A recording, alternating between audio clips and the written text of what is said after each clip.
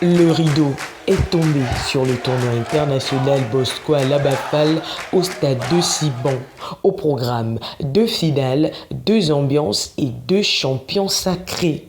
En U15, un choc international entre Momentum AC du Gabon et AC Dieudonné du Tchad. Un match engagé, disputé jusqu'au bout. Et c'est Momentum AC qui a fait la différence 1-0. Les jeunes de Momentum sont sacrés champions en U15 du Bosco à Labafal 2026. Nous avons connu une défaite ce soir. Oui, cette défaite, ils ont donné le meilleur à la première partie.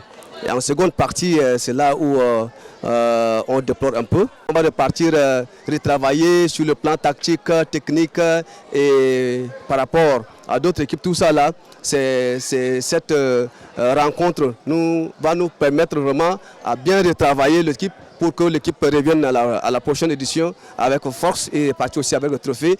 En U17, grosse affiche internationale. Momentum AC face au DSA du Cameroun. Le DSA a fait parler de sa puissance efficace et réaliste. Le club camerounais s'impose 2-0.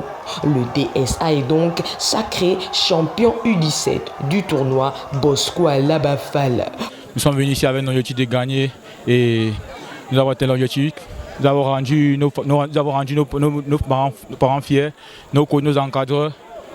Nous avons représenté notre nation, le continent et nous sommes fiers. Momentum AC est sacré champion U15, DSA champion U17. Un tournoi qui a réuni le Gabon, le Cameroun et le Tchad.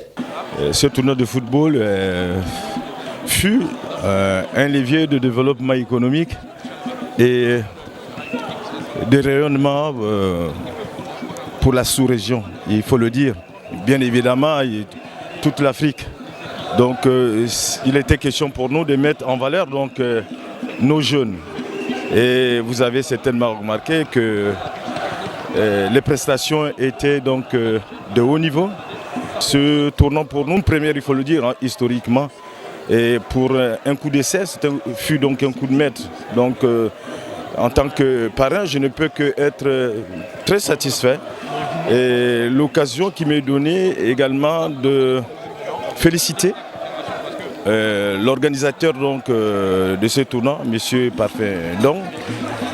Féliciter également tous les athlètes, féliciter les encadreurs, féliciter également les recruteurs, on va dire les dénicheurs qui sont venus effectivement suivre ce tournoi du début donc jusqu'à la fin. Et enfin, féliciter la presse qui a bien voulu nous accompagner.